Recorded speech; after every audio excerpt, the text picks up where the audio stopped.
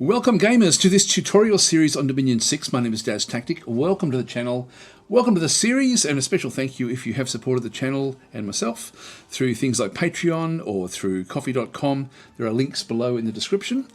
Please consider liking and subscribing if you're enjoying this particular tutorial series. It certainly does help a lot with the YouTube algorithm. Let's get into it. In the last episode, well, the last video, we were looking at the leader and unit stats. We're going to be looking at those a little bit. We're going to be just honing in on little things we want to be sort of, I guess, looking at to make an evaluation as to what would be a good starting faction for a beginning or newish player. There's a few things to look out for, and this video, I'll just be going through them essentially, just so you can sort of try to make an evaluation when you do come across any faction at all. Let's go and start, where should we start? Let's just start in the Middle Ages. Now, I will say right at the very, very start, there's one faction I always recommend as a really, really good faction for starting with the game. So let's just do that one roll that one out of the gate straight away.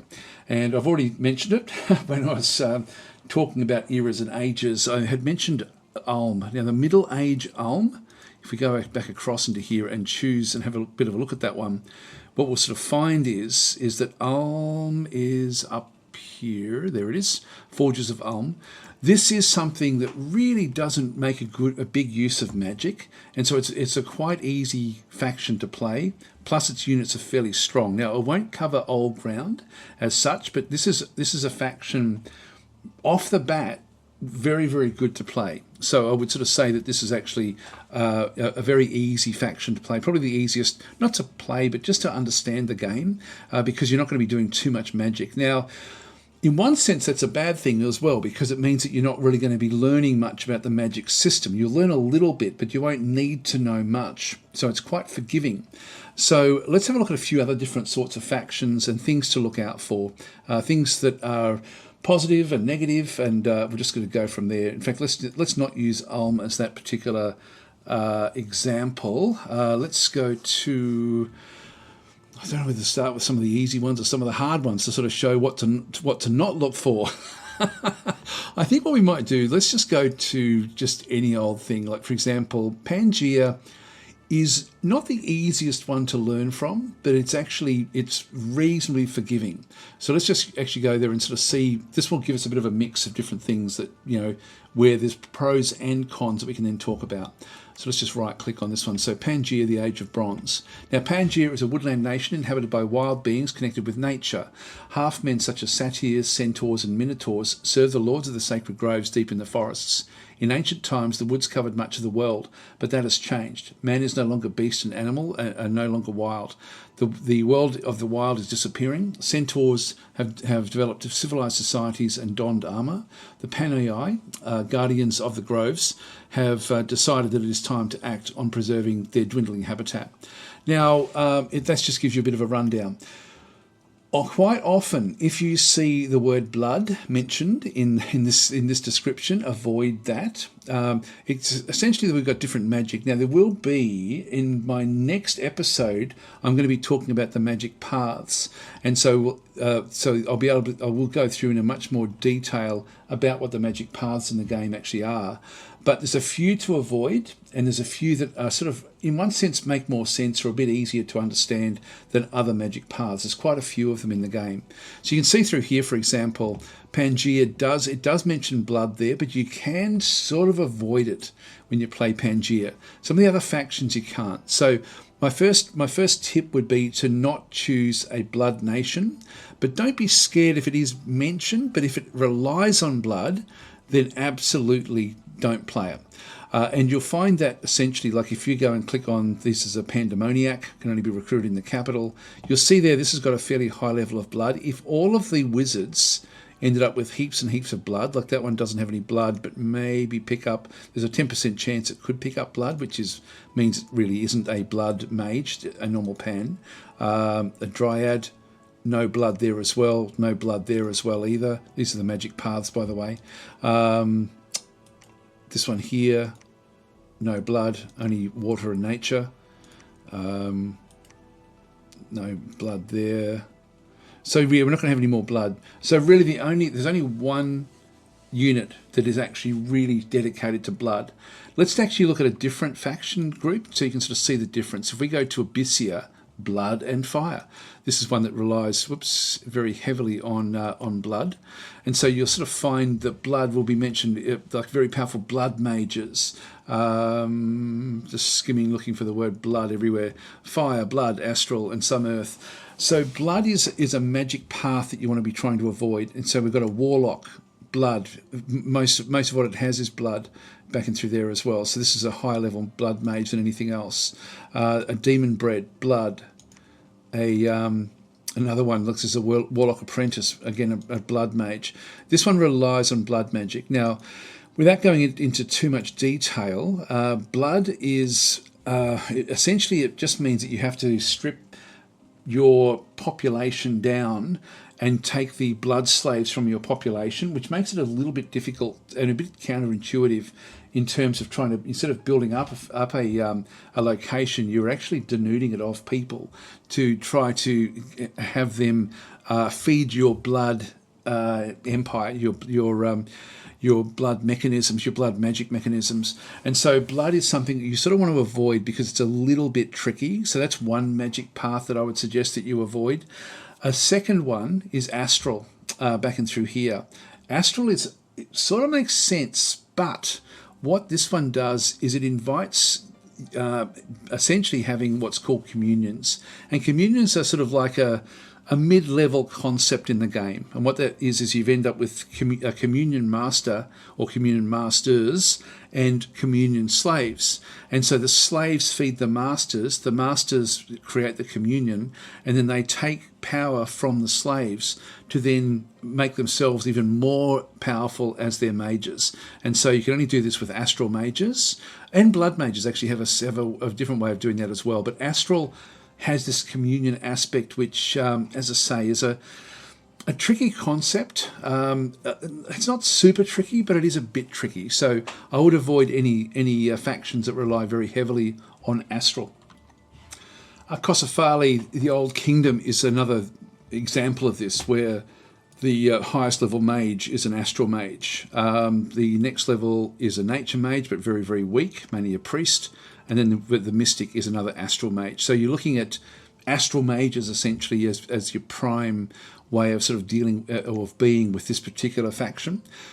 Again, it's not super difficult, but progress up to that one. You can sort of see there the magic. It's sort of listing astral, fire, earth, water, and some nature. It will always put the main magic first. So if you see blood or astral fairly early on in the list, I would avoid it as a new player. Now, if you're trying to find a way to play with magic, and actually so you get a bit more used to that particular system, then and so you do have something that does have magic, but is actually not something that's fairly easy to understand. Middle-aged Man, the Tower of Avalon, is mainly built around nature and glamour, but mainly nature. Nature is a nice, easy one to embrace. There's a few others as well. In fact, three of them are here. Water and earth and nature are all fairly easy. I think that nature is probably the easiest of them all. Fire is also good as well. So nature, water, earth, and fire are great. In terms of other types of magic, glamour is okay. So these are sort of a bit more middle of the road, a little bit more nuanced. Air as well is a bit more nuanced. So it's still easy-ish. You're getting into other things, for example, then like blood magic. Oh, sorry, no, not blood magic. Like death magic. Death magic is also middle of the road-ish, but if you do embrace that one, you will need to embrace the death aspect of the game, and that again may just feel a little bit more counterintuitive. Nowhere near as much as what blood magic is, but death magic. So death magic is sort of the magic of the undead, whereas blood magic is the magic of demons. So that's sort of how you sort of might end up with two different sort of approaches to what they actually do bring. Fire magic is often about destruction. Nature magic is often about buffing things up and protection. Water magic is often about speed and also some protection. Air is often about movement or sort of like buffing troops so that they actually are more protected from with wind. So that often archery doesn't work well with wind. Earth is often to do with building things and with armor and sort of strength. And so earth is where Ulm, which we spoke about. If we go back to Ulm, even though you don't really need to do much with Ulm really does embrace earth with a little bit of fire. And then it's got rarely air and astral. But this one doesn't really embrace nature, for example. And so in this case, earth and fire is what Ulm then looks after. Again, fairly easy magic paths to play with. And so these are important aspects about which faction to then go and choose. Is essentially what type of magic that they're using. Again, avoid blood magic. And avoid astral magic as well if it's heavily into astral. And I'm saying that because of the communions. That's the only reason that astral is a bit tricky. Right, let's just go back out and other things to avoid. As you sort of go through the nation list, you'll have a whole heap of different sorts of nations. Often they're sort of thematically kept together, like if they're from an area of the world that they're inspired by. For example, the Eastern religions or the Eastern mythologies will tend to be together, like back in through here, for example. You'll end up with like all the Norse things together, essentially down through this other style as well. You then also have at the bottom of the map various water nations, and so some of them are hybrid water and land, like the like Is, for example, the Morgan Queens, where you do actually have some water creatures and some land creatures as well. But some of them, like the Triton Kings, are nearly all water. For example, they still will have a way to get onto the land, but avoid the water nations. So when you're learning to play, because these are going to essentially mean that you're going to be sort of stuck in the water and you won't really get to feel like it's going to be hard to break onto the land. And so these are essentially, you can see that land is an underwater nation of amphibious beings. Raleigh is an underwater nation. It will tell you, so you know, whether they are particularly underwater nations. So usually the bottom of the list will have the underwater nations. So just steer clear of those because they're just going to get in your way. The other thing to look for is factions that or groups that rely on weak summoned units. Now, some factions can have strong summoned units where they've already got some strength, not summoned, strong sacred units. Sacred is what I'm trying to refer to through here. And by weak sacred, I'm thinking of factions like a hard faction where it does have like a lot of sacred units that are not strong. And if you look back at the last episode when we were looking at the leader and unit stats, if we go across, for example, to where are you, Mictlan, the reign of the lawgiver. This is a faction that I absolutely avoid. Now, when you're evaluating the sacreds and to see, like if you've got more than like one or even two sacreds, just don't play them. In this case, we're looking at Mictlan, and don't worry about, you will actually end up with a lot of sacreds back in through here, where you end up with different sacreds as some of your commanders. Don't worry about that so much. It's more the sacreds of the recruitable units. And so in this case, a Jaguar warrior is, you can see there, it's got a defense skill of 11. This is its dodge, and a protection of only 7, and only a 12 hit points. So this is like on the surface, a very, very weak unit. So this one relies on being buffed up by being sacred. And so sacred troops are extremely devoted to a god's cause. They can be blessed and only require half the usual cost to maintain. These sorts of troops rely on how you buff them in this bless strategy. So these really do rely on it. Now, the thing with Mictlan is you don't just have one type. If there was only one of them and you weren't going with a bless strategy is where you actually do specifically chase magic paths to give very specific benefits to your actual units. In this case, if you have a look at the other ones, if we go to the Sun Warrior, this is also sacred. Dodge of 13, protection of 13, and 12 hit points. Again, not very good in terms of what we're looking at through here. It does have a ranged attack, but these are sacred units which are difficult to recruit, but also they're not very strong on their own. They rely on the bless strategy to be effective. This one here, the eagle warrior, again, sacred. The feathered warrior is not sacred. So you end up with a few different groups, but none of their troops are very strong. And so they rely on big numbers of troops. They rely on a bless strategy to be effective. Avoid bless strategy builds with for your first few games anyway. Sort of end up getting back into this one. This one isn't too bad with air, fire, astral, nature, and water, with the actual magics that it sort of embraces. But the blesses are a problem. In fact, even this one here, you actually do get extra bless points, so you can actually bring more blesses in to try to buff this particular faction up because it relies so heavily on it. Now, what that's going to do is it's going to mean that you have to understand how blesses work. I will be doing a whole video on sacred blesses and how they do work. So if you are interested, I will actually have a video fairly soon. Actually, I've got that one in 3 videos time, I think, by looking at my list on my other screen. But these are avoid them as a new player because it's just going to do your head in. Or actually, if you don't get it right and you don't bless them effectively, you're going to get absolutely smashed.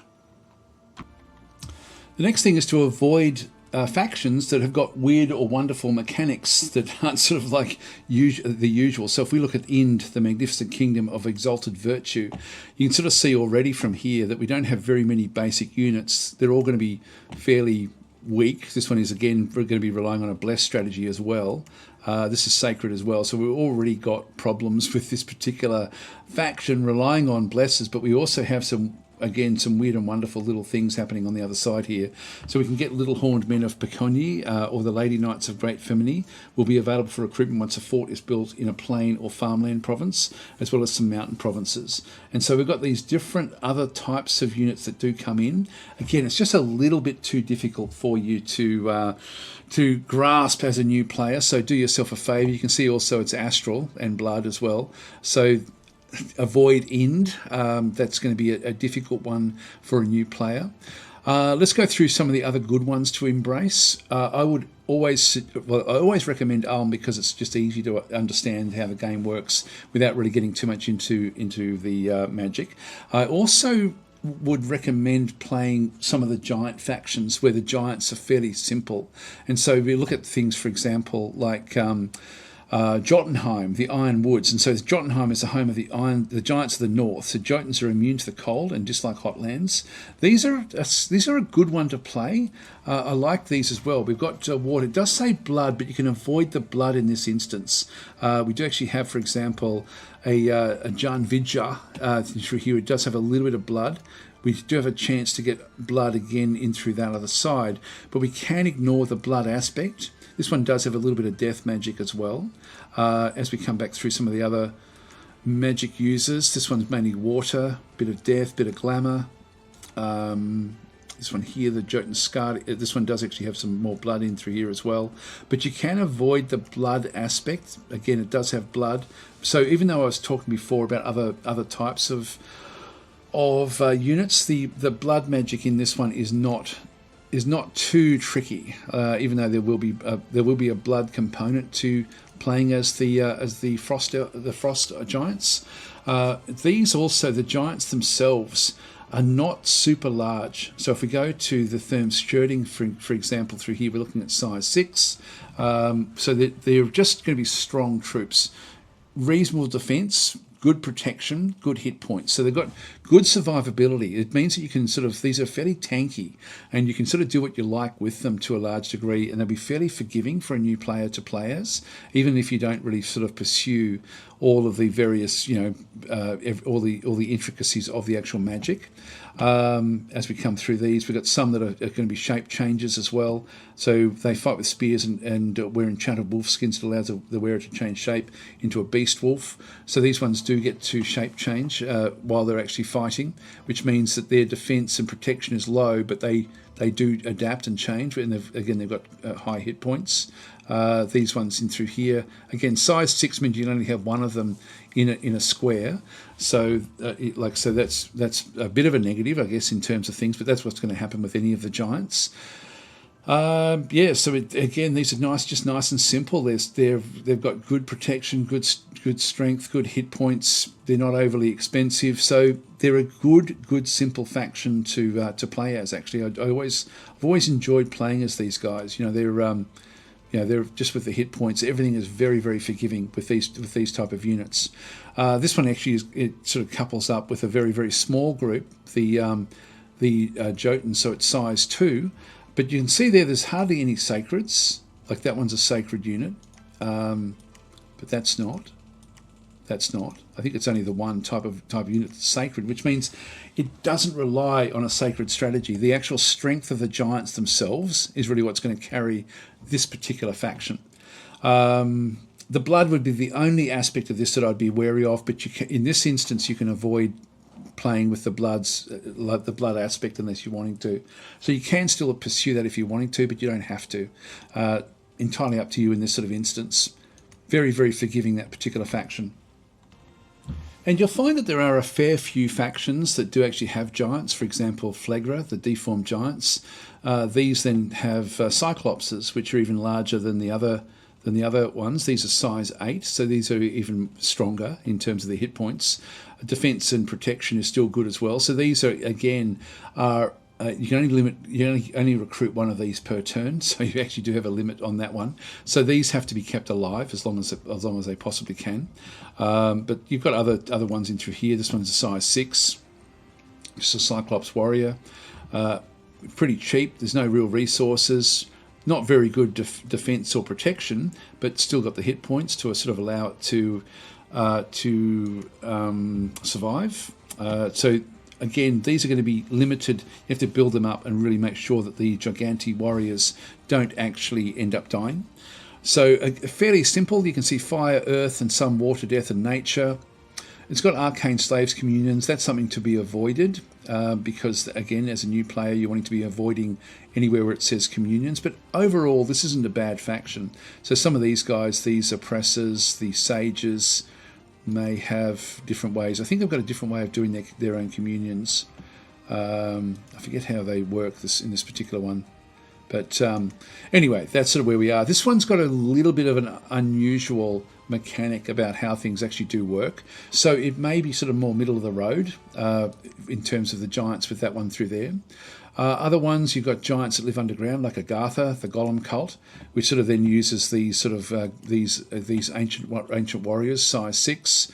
Again, defense and protection pretty good, hit points pretty good, and so just as giants go, these can be sort of fairly tricky for people to sort of contend with. These do start underground. You can see there, this one uses earth, some fire, water, and death magic. Doesn't mention blood, doesn't mention astral. So this is fairly cool. If you have a bit of a look at these guys, we've got wet ones, which can sort of work underwater. You've got these guys. These ones are sacred, so these are shard guards. You do actually have, these are sacred as well. But because they're so strong, you don't have to rely on the blessers. This is a good faction. This is actually sacred as well. So these are a faction because of the strength of the unit. Where trying to understand how bless strategies work would not be too bad with this particular faction, for the simple reason you do actually have some very strong units that you can play with blesses with, and so that's actually something to maybe consider as well if you are wanting to get into the actual bless strategies. These ones do start underground, so it's a little bit unusual, but again, not a difficult faction to embrace and get hold of. Other ones to consider, well, really any of the giant ones are good. You're going to end up with a few other ones in through here as well. Is this a giant one? Yeah, this one's got giants as well. Just have a quick look. See, this one's sacred, costs 2 holy points to recruit. So this is an expensive unit, has a lot of hit points. Again, just do the evaluation over what you're sort of seeing through here when you're actually having a bit of a look. Another faction that sort of falls into the weird and wonderful or the unusual factions is Urmor, the Ashen Empire. This one starts with no commanders or units. You have to end up summoning them in as undead. And so this one plays very differently. It's not super hard. I would still say that this is middle of the road, but it is a difficult faction to well, it's difficult in the terms that it's not this stock standard faction, and so you do have to play differently to actually be able to get ahead with this particular faction. So I wouldn't say if you're trying to learn the game, I wouldn't play as middle-aged Ermor. Early age Ermor is fine, but this particular one is not that great to play as. Also, things that do rely on death, it's just going to be a little bit tricky. Like Asphodel, for example, is mainly nature and death with some earth and water, and so the factions that will be in here will be mainly sort of like death and nature. This is middle of the road as well. These are fairly strong units that we sort of see through here. We do have some sacreds. Is it only one sacred, I think? Yeah, only one sacred out of the different units that they actually have, and that sacred again is got good defense, fairly good protection, and fairly good hit points. And this is size 5, so you can have 2 of these in a grid square, which again gives them good attack when they're actually working together as a group. This would be another good one to sort of test out blessed strategies with, because you've already got a strong chassis to start with, which means it's going to be very forgiving to actually test and experiment with blessed strategies. And of course, what you then just go and do is have a quick look and see, okay, well, what can I get with what we have to do? But these sorts of factions are fun to play, a lot of fun to play, but they're just a little bit unusual in terms of just, I guess, it's sort of like a step 2 rather than the first step, if you know what I mean. Now, there is another faction with this one, which is, so Asphodel is like the Carrion Woods. So it says Asphodel is once part of Pangaea, a woodland realm of wild halfmen. Now Asphodel is a land of vengeful woods and living carrion. So centaurs, harpers, centaurs and minotaurs walk side by side with beasts of animated vines and bones. So very much embracing the dead magic. Pangaea is another one that actually does have magic. It says magical tunes, but it's mainly nature, earth, some blood, some water and glamour. But nature and earth, again, very, very strong. I think we had a look at this one before, actually. Did we have a look at this one? Yeah, I think we had the blood in through there, and then we had a quick look through. I don't think there was much else to do with blood. Maybe I'm not. Maybe I'm getting this confused with something else I was looking at. I don't think we had a look at this one. But Pangaea is a good one as well, just to learn how to have a strong group of units, like the sacreds are at the back through here. Again, a nice strong sacred to get started with, and then you don't actually have any more sacreds to really deal with. But you've got strong basic units. And the strong basic units combined with easing things into, for example, nature and earth, along with sacred blessed strategies and things like this, is a really good way to learn the game as well. So Pangaea is a great faction to start learning the game in that sort of sense as well. And these are size 5 again as well. And the Minotaurs are size 4. So you can actually have 2 of them also in a stack. So it's, again, this is a really good faction to embrace and to play with. Eriu, the last of the Tuatha, is another good one. But these are sort of like the side, the descendants of the Tuatha, treated into strange twilight realms and in entrances hidden in ancient mounds. So this one is, again, sort of going to be using glamour magic, air, nature, water, and some earth. So pretty much the easy-ish ones to play with. The bless, you've got a bless that you can make use of in through here. Hit points are above average, but again, it's not going to be dramatically strong. Yeah, these guys, again, like good hit points. That's about all really for that one through there. Good defense, poor protection, good hit points. So these would be okay as well to have a bit of a play with, but they're not going to have great protection. So you need to sort of buff them in other ways. Well, this one's not too bad. The Man-at-Arms, 14 and 16. You could sort of build like a basic force around this one. The hit points are a little bit above average, just one point above average, which can make a difference. So this one's actually not bad in that sort of sense. The overall cost is fairly cheap, but it's fairly high in resources. So that would be something that would be, you could certainly play with Eriu as well as something as a consideration, as a early-ish way of actually sort of playing the game. So there's a lot of good choices, a lot of bad choices. It's just really a matter of opening them up and just seeing what they're made of. Like Shinyuyama backing through this other side. We're going to be looking at death, fire, earth, water, nature, many national summons. So there's going to be a lot of summoning. Now, When you see national summons, that means you really can't fully evaluate based on what you're seeing through here. So that's something, again, I would sort of put this into a little bit further down the track. It's still not difficult, but it's not super easy as well. Like, it's not, in fact, it's not even easier. This would definitely be in the medium range of factions to play because of the summoning that would be, you know, required to buff it up. Again, if you're wanting to learn that, would be a good choice. Some of the other ones we actually have, some of them have got unusual mechanics. There's another one which is actually not too bad to play is Satis Miasma, back in through this other side. Now, these have got the High Priests. Satis is an interesting one where you do actually have some sort of Sacred Guards back and through here, limited to 2, recruiting 2 of these per turn. These are big, so these are giant lizard men. Swamp Guards from through this side can only be recruited in the capital. Again, sacred again as well. So this one does, like this Middle Age one, you can use the sacreds, but you also do have like some reasonable forces in here with fairly good armor, fairly good protection, you know, reasonable hit points for what they actually are. So Satis is an interesting one. This is more middle of the road again as well. You can see there death, nature, water, and some astral. Again, but it's the death, nature, water is really where this one does sort of kick back in. What else do we actually have in through here? These ones do have some unusual aspects. Things like this. This is a temple trainer. Now, unfortunately, you don't get to see what this is, but this makes Satis sort of in that unusual faction classification. If you click on this one, it says this priest can train a sacred being in a temple, limited to 1 priest per temple. Now, nowhere in the list, and I wish they would do this at some point, is actually have another list of the types of units that you get from these type of units. And there's a few of them in things like Satis, where this one has the high priest, if there's a temple where he actually is located, can spend his time producing sacred serpents. It doesn't tell you that in here, so you have to sort of end up knowing that by playing it. And but that's actually his ability, is to actually go and then train these sacred serpents, which it doesn't tell you anything at all about, which are very, very strong units. And so it's a good way of learning that aspect of the game, but this doesn't go anywhere near into telling you what's going on. It does sort of say the military is infantry, slave warriors, sacred serpents, large Sobek warriors, and sacred guards. Now, sacred serpents, we don't see them anywhere in this list. So that's really what that one's referring to in through there.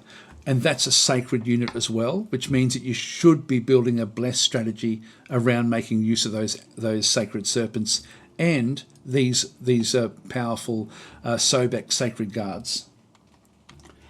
And we've only been looking at the Middle Age in this instance. If I go back out and choose the Early Age, we're going to have a different set of things we can look at. Again, avoid the bottom. Avoid anything to do with where it's an underwater faction.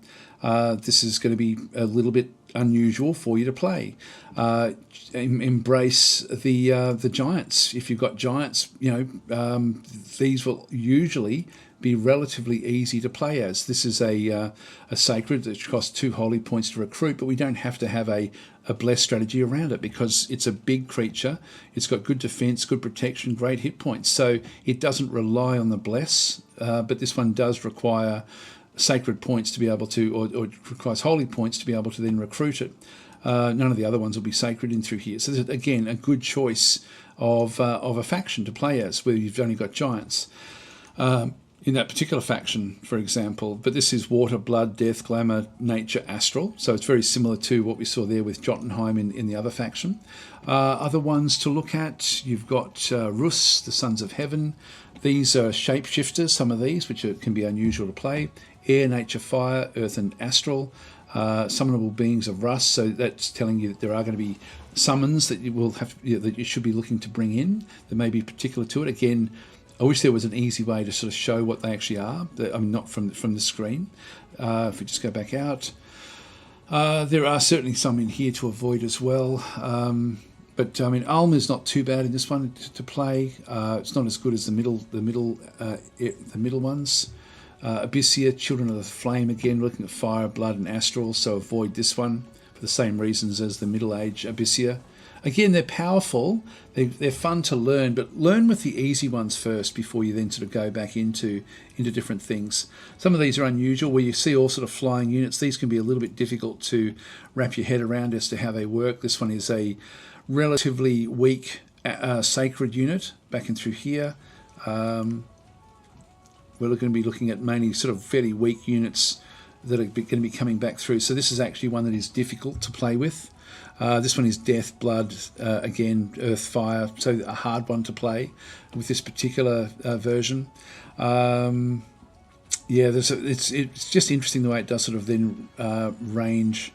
Hinnom will be giants, so we've got different sorts of giants back and through here. These are only size 4, so they're just sort of like very, very large humans in this sort of instance. But again, these are going to be relatively able to protect themselves relatively well. So anyway, I think that this is probably enough for you to just at least get a feel yourself for how things go. I was considering rating every single faction, but there's just so many in terms of how easy they are to play as a new player. Makoni is a good one. I enjoy this one. This one's got some unusual aspects to them as well. These are Cyclopses. These are size 6. They've got very, very good protection. So they've got like 14 defense, 21 protection, and 30 hit points. These actually are very, very cool to play, and they do actually have some unusual mechanics with the way that it sort of then works with the human slaves, etc. So this is a fun one to sort of play. More middle of the road again, so not a super easy, but this one is basically just fire, earth, air, and some water. Fairly sort of simple in that sort of sense as well. But each faction really does play absolutely uniquely. I hope this has been helpful. Actually, Satis doesn't change much all the way through. If we have a look, for example, at the High Priest in through here, we're still going to be getting the Sacred Serpents in from this other side. So yeah, they all do play in their own unique and different ways. I'll leave it there, guys. Thanks for watching. Hope this is helpful.